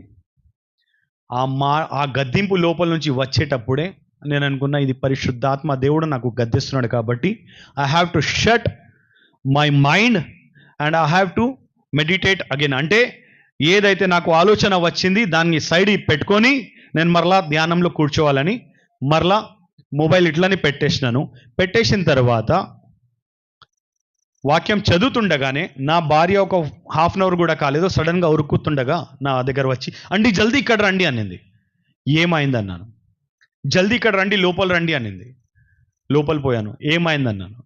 ఏం లేదండి, ఏదో నల్ల ఆకారం లాంటిది నేను వాష్రూమ్కి పోతుండగా సడన్గా నాకు ఎదురు అయ్యిండు. దాని తర్వాత మరలా నేను వచ్చి అట్లనే ఏమో నా ఊహ అనుకున్నా, బెడ్ మీద వచ్చి పడుకున్నప్పుడు సడన్గా చూస్తే నా పక్కలోనే అది నల్ల ఆకారం లాంటిది ఒక పెద్దది కనిపిస్తుందండి. అంటే అవునా అని సరే అని ఆమె తల మీద చేతి పెట్టి మరలా ఇంకో మాట ఏమనిందంటే, నీ దగ్గర రావడానికి నాకు 5 నిమిషాలు పడింది, ఇక్కడ నుంచి ఇక్కడ రావడానికి 5 నిమిషాలు పడింది ఆమెకు. నేనన్నా ఎందుకంటే ఎప్పుడైతే నేను నల్ల ఆకారాన్ని చూసినానో నా బాడీ మొత్తం ప్యారలైజ్ అయిపోయింది, నా బాడీ నుంచి వర్క్ అవ్వట్లేదు. నేను లేచి నీ దగ్గర రావాలంటే, నాకు మీకు ఆ ఋషి పిలవాలంటే కూడా నా నాలుక మాట్లాడడానికి కూడా వస్తలేదు. అలాంటి పరిస్థితి ఎదుర్కొన్నా ఇప్పుడు. కానీ ఏదో యేసు రక్తమే జయం, యేసు రక్తమే జయం, యేసు రక్తమే జయం అని లోపల నుంచి పలుకుతుండగా లాస్ట్కి ఆ మాట నా నాలుకకి వచ్చేటప్పుడు ఆ నల్లాకారం నా ముందు నుంచి వెళ్ళిపోయింది. అప్పుడు నేను మీ దగ్గర వచ్చానండి అనింది. సరేలే అని ఆమె తల మీద చేతి పెట్టి రూమ్ మొత్తంలో ప్రేయర్ ఆయిల్ వేసేసి ఆమె తల మీద చేతి పెట్టి ప్రార్థిస్తే 2 నిమిషాల్లో పడుకునింది. దాని తర్వాత మరలా పోయి నేను సోఫా మీద కూర్చొని చదువుతుండగా అట్లనే సడన్గా నాకు నిద్ర వచ్చేసింది. సోఫా పక్కలోనే పడుకున్నాను, హాల్లోనే పడుకున్నప్పుడు సడన్గా నా నేత్రాలు తెరవబడితే అదే నల్ల ఆకారం నాకు కనబడుతుంది. నేనేమనుకున్నా అంటే, ఓహో నేను కళలో ఉన్నానేమో, అంటే నా భార్య ఇప్పుడు అనింది కదా అదే కళ వస్తుందేమో అనుకొని నేను అవతల సైడ్ మళ్ళీనా. ఫస్ట్ అయితే నాకు ఒక అలవాటు ఏంటంటే, సోఫా పక్కలో పడుకుంటే ఒక కాలు ఒక చేతి మనం దిండు మీద ఎలా అయితే పెడతామో అట్లా కాలు ఇంకా చేతి సోఫా మీద పెట్టేస్తాను, కింద పడుకుంటాను. అయితే ఏం జరిగిందంటే అదే నల్ల ఆకారం, అది సోఫా కనబడకుండా నల్ల ఆకారం కనబడుతుంది. ఇదేంటబ్బా నాకు కనబడుతుంది, నేను కళ్ళలో ఉన్నానేమో అని అవతల సైడ్ మళ్ళీతే అవతల సైడ్ వచ్చేసింది.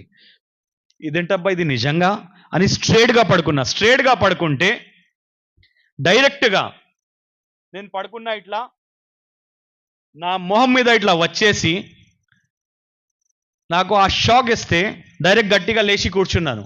తూ క్యా చాహతా హై అన్న, అంటే నీకేం కావాలి, నువ్వు నన్ను ఎందుకు సతాయిస్తున్నావు అంటే, తూ యేసు ప్రభుకో చోడదని, నువ్వు యేసు ప్రభుని వదిలేశాను. నేను యేసు ప్రభుని వదిలేయడమా, అసాధ్యం. త్రియేక దేవుని నామంలో నేను బాప్టిజం తీసుకోబోతున్నావు, నువ్వు ఏం చేయగలుగుతావు చేసుకో, నువ్వు నన్ను ఏం పీకలేవు అన్న. ఆ మాట అనేసరికి నా బాడీ మొత్తం కాళ్ళు చేతులు పడిపోయి, నా నాలుక పడిపోయి, మాటలు వస్తలేవు.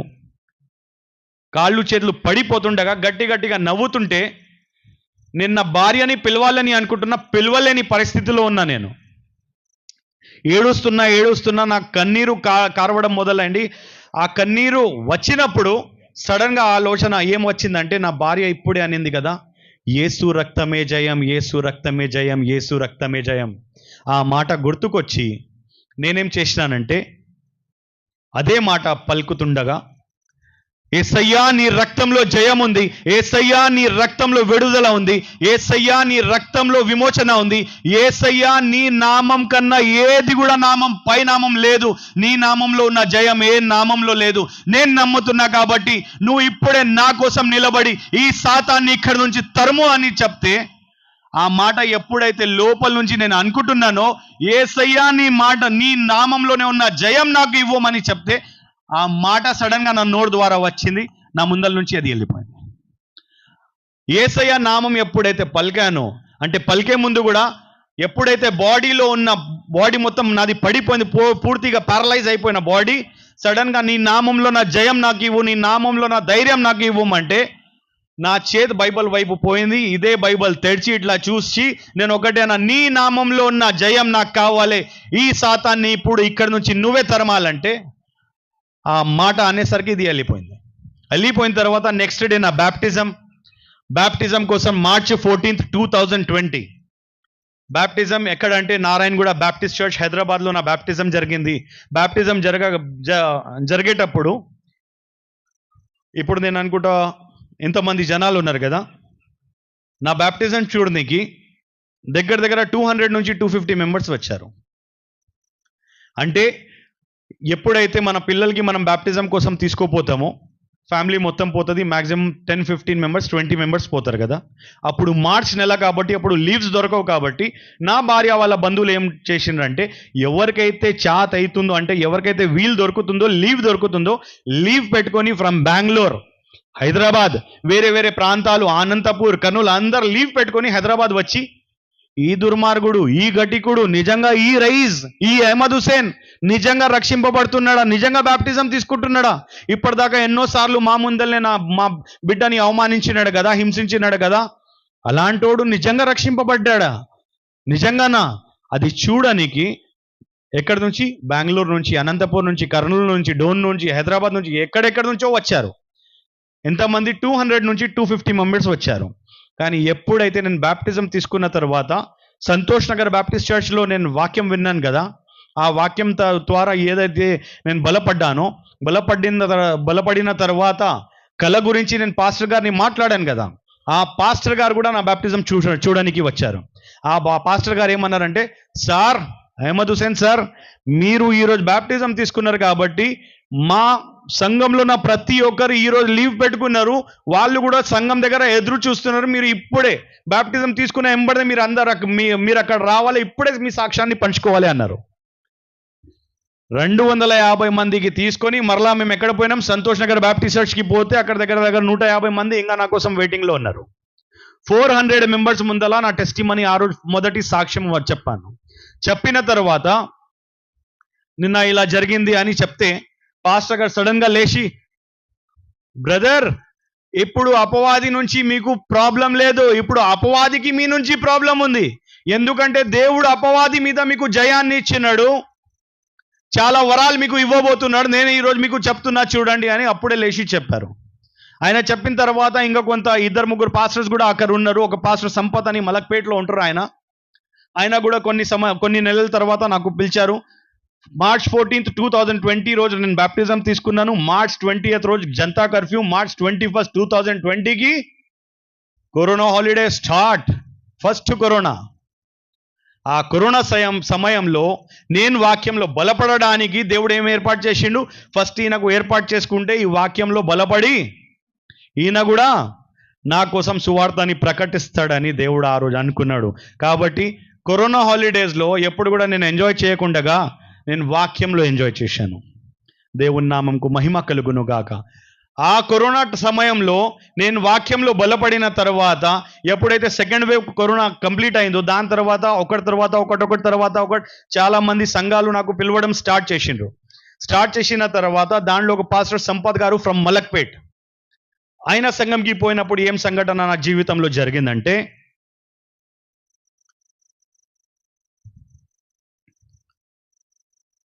ఆ సంఘంలో నేను సాక్ష్యం పంచుకున్న తర్వాత పాస్టర్ గారు నా కోసం ప్రార్థన చేశారు. ప్రార్థనలో దేవుడు ఆయనకు బయలుపరిచిన కొన్ని మాటలు ఆయన నాకు పంచుకున్నారు. ఏమని చెప్పారంటే, సార్ నేను మీకు కొన్ని మాటలు మీకు చెప్పబోతున్నాను, అది నా తరపు నుంచి కాదు, దేవుడు నాకు బయలుపరిచినాడు. ఆయన చాలా మంచి మినిస్ట్రీ, ఆయనది ప్రొఫెసీ చేసే మినిస్ట్రీ.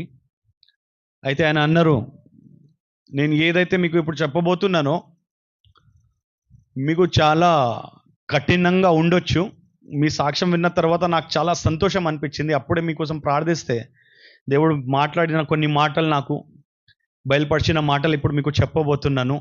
మీరు దాని మీద ఆ మాట విన్న తర్వాత నా మీద కోపపడకండి అంటే, నేను అన్నాను, పాస్టర్ గారు నేనెందుకు కోపపడతానన్నాను. ఆయన ఏమన్నారంటే, సార్ మీకు 8 షోరూమ్స్ ఉన్నాయి కదా సార్. అవును ఉన్నాయి సార్ అని. 3 పెద్ద కార్లు ఉన్నాయి కదా సార్. అవును ఉన్నాయి అన్న.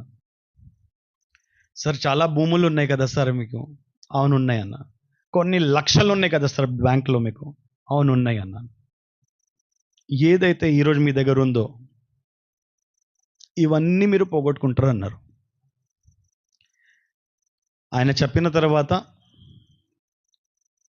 నేను అనుకున్నా, ఈ పాస్టర్కి బుద్ధి అనేది లేదు,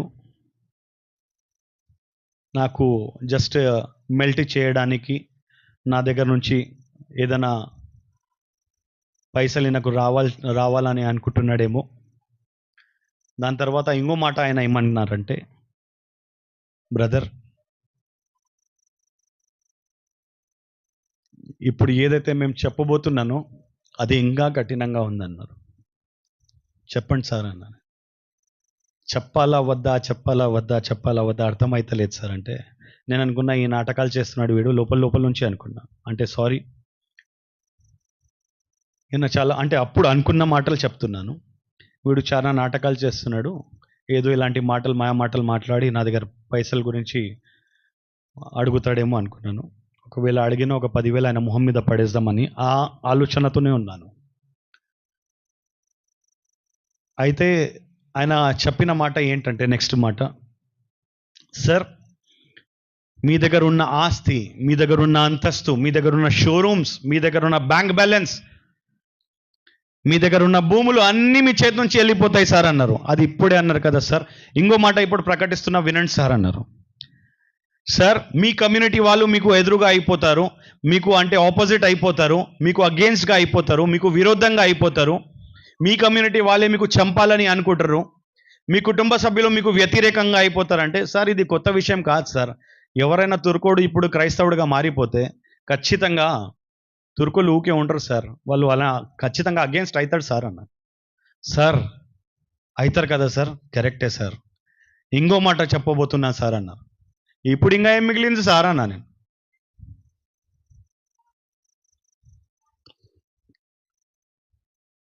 ఆయన ఏం మాట అన్నాడంటే, సార్ మీరు మీ భార్య ఇంకా మీ కొడుకు గురించి గర్వంగా చెప్తున్నారు కదా సార్, లాస్ట్కి మీ భార్య మీ కొడుకు కూడా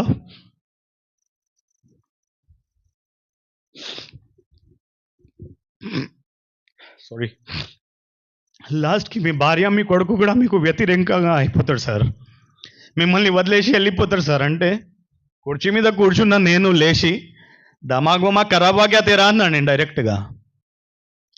ఒక కొత్త రక్షింపబడిన వ్యక్తి మీరు ఇలాంటి నెగటివ్ మాటలు మాట్లాడితే ఏం సార్ మీకు బుద్ధి అయినా ఉందా, జ్ఞానమైనా ఉంది? నిజంగా పాస్టర్ అను ఏమన్నా నువ్వు నా దగ్గర ఏదైనా డబ్బు కావాలంటే చెప్పు, డైరెక్ట్ ₹1,00,000 మొహం మీద కొడతారా బై, నువ్వు ఇలాంటి మాటలు మాట్లాడద్దు అన్నాను. సార్ నాకు డబ్బు మీద ఆశనే లేదు సార్, కానీ నిజంగా దేవుడు నాకు బయలుపరిచిన మాటలు మీకు చెప్తున్నాను సార్. మీ దగ్గర ఉన్న ఆస్తి వెళ్ళిపోతుంది, అంతస్తు వెళ్ళిపోతుంది, కార్లు వెళ్ళిపోతాయి, షోరూమ్స్ వెళ్ళిపోతాయి, బ్యాంక్ బ్యాలెన్స్ జీరో అయిపోయి మీ కుటుంబ సభ్యులు మీకు వ్యతిరేకంగా అయిపోతారు, మీ కమ్యూనిటీ వాళ్ళు నిన్ను చంపాలని అనుకుంటారు. అలాంటి పరిస్థితులు ఎదురు అవుతుండగా మీ భార్య మీ కొడుకు కూడా మిమ్మల్ని వదిలేసి వెళ్ళిపోతాడు సార్. అంటే ఆయన చెప్పిన మాటలకి కోపంతో అక్కడి నుంచి లేచి వెళ్ళిపోయినా, కానీ ఏదైతే ఆయన చెప్పారో ఆయన చెప్పిన 6 months తర్వాత ఒకటి తర్వాత అన్నీ జరిగినాయి. లాస్ట్కి July 13th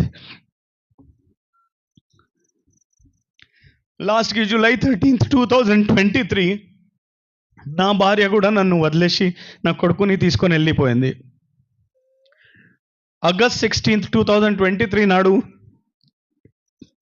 మరలా తిరిగి డైవోర్స్ కేసు వేసింది డైరెక్ట్గా. నేను షాక్ అయ్యాను.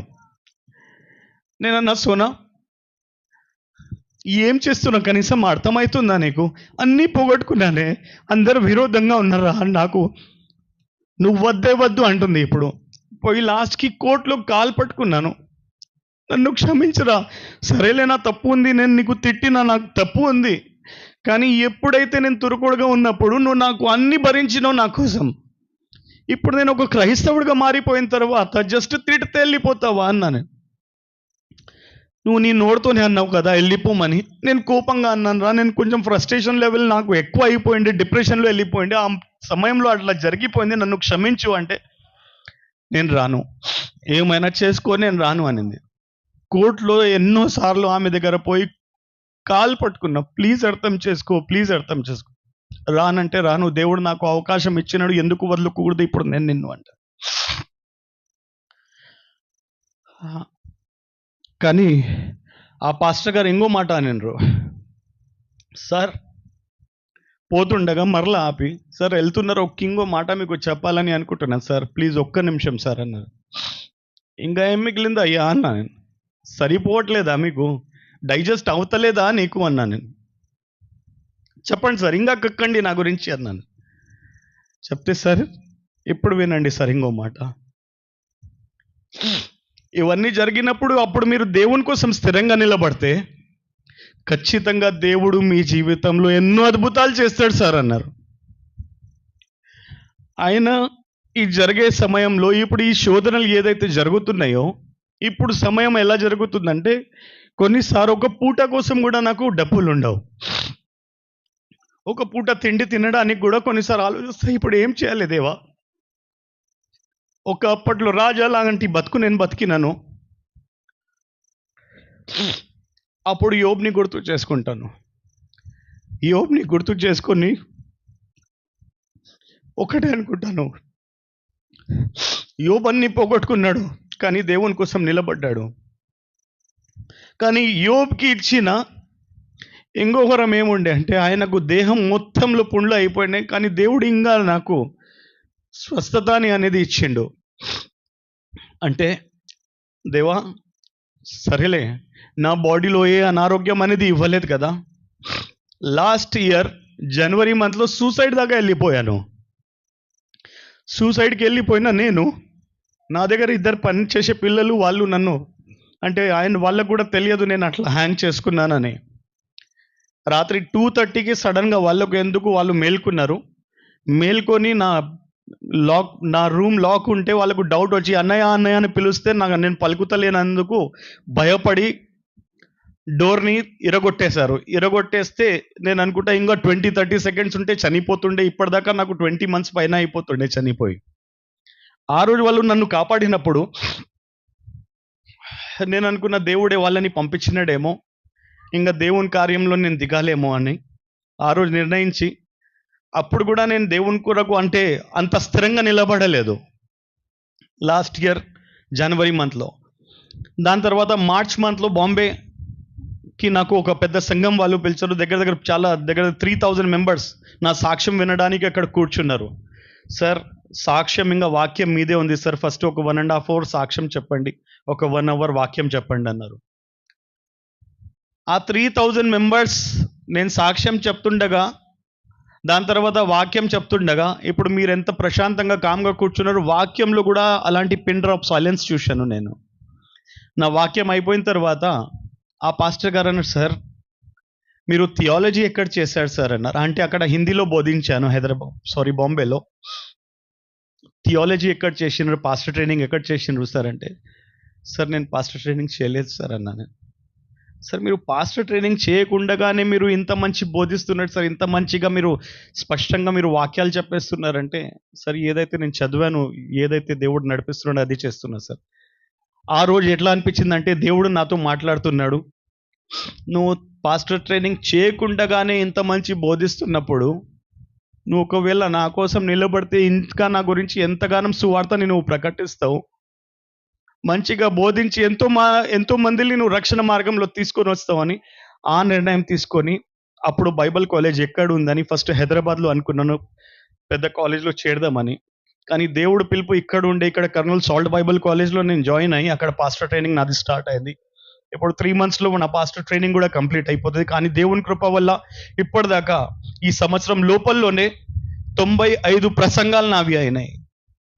అంటే 95 చర్చెస్లో నేను ఇప్పటిదాకా పోయి బోధించాను. నేను అనుకున్న, దేవా బోధించడం అంటే ఏదైనా పాస్టర్ బోధిస్తారు, నాకు సువార్త అంటే ఇష్టమని ప్రార్థన చేస్తుండగా దేవుడు నాకు ఏం చేసిందంటే, ఇదే సంవత్సరం లోపల్లోనే ఒక 3-4 months బిఫోరే ఒక కళ వచ్చింది నాకు. ఆ కళ ఏం వచ్చిందంటే, హైదరాబాద్ ఓల్డ్ సిటీ తుర్కోళ్ళ మధ్య అంటే ముస్లిమ్స్ మధ్యలో నేను పోయి సువార్తని ప్రకటిస్తున్నానని ఒక కళ వచ్చింది, డ్రీమ్. ఆ డ్రీమ్ వచ్చినప్పుడు ఫస్ట్ టైం లైట్గా తీసుకున్నాను. మరలా అదే వారంలో సేమ్ డ్రీమ్ వచ్చింది. డ్రీమ్ వచ్చినప్పుడు లైట్గా తీసుకున్నాను. మరలా 3వ అదే డ్రీమ్ వచ్చింది. నేను అనుకున్నా, దేవా మరలా నువ్వు ఒకటే కళ ఎందుకు చూపిస్తున్నావు, దాని అర్థం ఏమిటి? ప్రార్థన చేసుకుంటే విధేయత గురించి వచ్చింది. ఏమంటే అబ్రహాంకి దర్శనం వచ్చినప్పుడు అబ్రహాం ఒక క్షణం కూడా ఆలోచించకుండా ఇసాక్ని బలి ఇవ్వడానికి రెడీ అయిండు. కానీ నాకు జస్ట్ సువార్త ప్రకటించమంటే నేను ముస్లిమ్స్కి బెదురుకొని నేను ఇక్కడ ఉన్నాను. సరే నాది తప్పు అయింది దేవా, నన్ను క్షమించు అని ప్రార్థన చేసి, ఆ రోజు నా దగ్గర ఒక 4 months బిఫోర్ 900 రూపాయలు నా చేతిలో ఉన్నాయి. అదే 900 రూపాయలు చేతిలో ఉండగా 1 నెల సువార్త ప్రకటించడానికి హైదరాబాద్ ఓల్డ్ సిటీకి వెళ్ళాను. ఇక్కడ నుంచి పోయే ముందు ఒక పాస్టర్ గారు, ఆయన పేరు చెప్పాను ఎందుకంటే ఎవరి పేరు నాకు చెడగొట్టడానికి ఇష్టం ఉండదు. ఆ పాస్టర్ గారిని నేను ఫోన్ చేశాను, పాస్టర్ గారు నేను ఇట్లా వస్తున్నా అంటే ఆయన చాలా సంతోషపడి, బ్రదర్ మీరు ఇక్కడ సువార్త ప్రకటించడానికి వస్తున్నారు ముస్లిమ్స్ మధ్యలో అంటే మా టీం కూడా మీతో పాటు వస్తామన్నారు. చాలా సంతోషపడ్డాను. అరే ఒక సహవాసం దొరుకుతుంది కదా నాతో పాటు ఆ టీం మెంబర్స్ కూడా ఉంటే అందరు కలిసి మేము సువార్తని ప్రకటిస్తాం కదా అనుకున్నాను.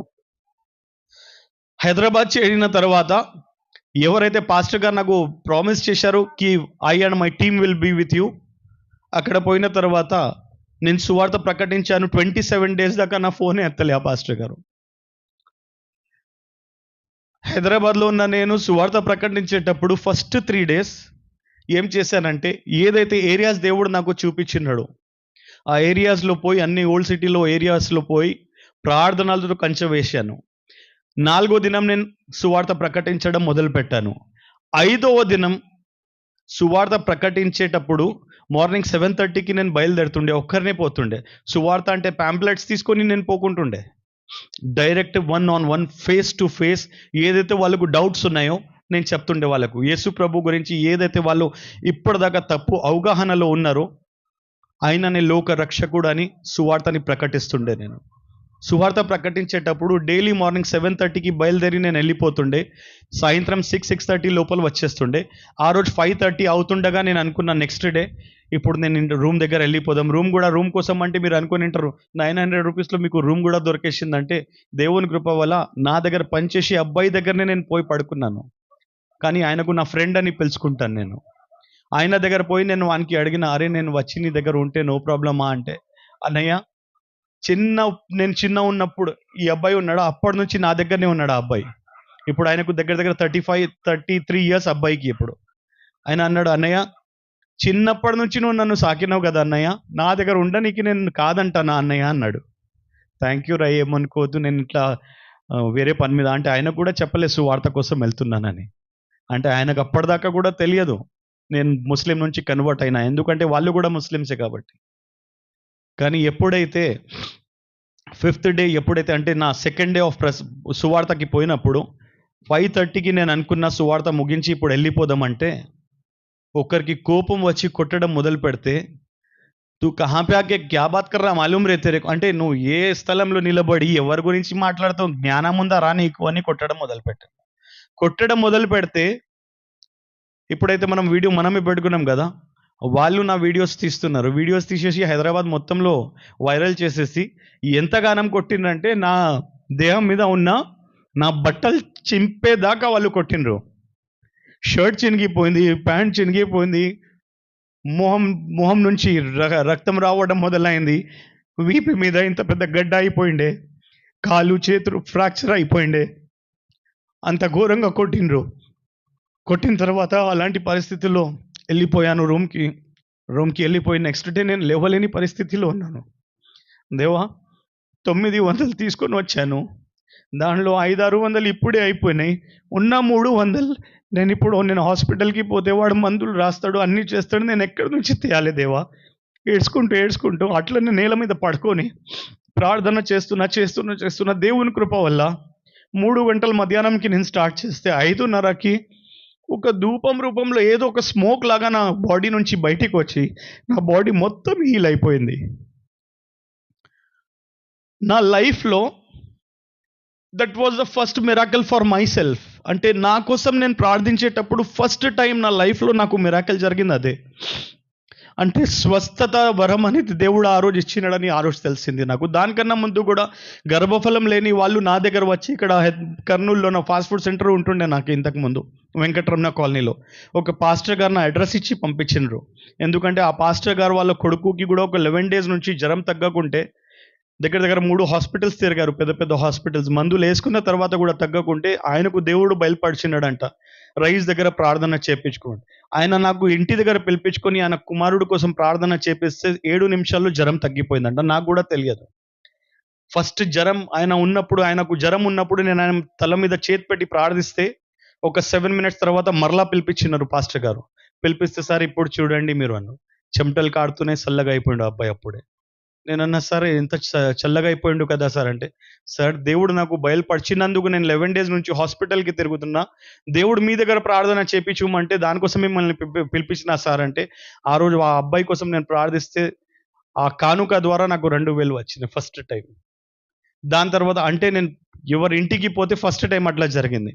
దాని తర్వాత ఏం జరిగిందంటే, అదే పాస్టర్ గారు ఒక అమ్మాయికి 14 సంవత్సరాల నుంచి గర్భఫలం లేనందుకు నా దగ్గర పంపిస్తే ఆమె కోసం నేను ఉపవాస ప్రార్థన పెట్టుకున్నప్పుడు 40 days ఉపవాసంలో ఉన్న ఆమె కోసం, దాని తర్వాత ఒక 3 months దాకా ప్రతి వారం ఆమె కోసం ఉపవాసం ఉంటుండే. ఉపవాసం ఉన్నప్పుడు దేవుని కృప వల్ల 5th monthలోనే ఆమె కూడా కన్సీవ్ అయింది. అదే అమ్మాయి ఇంకో అమ్మాయిని పిలిచింది, ఆమె కూడా కన్సీవ్ అయింది.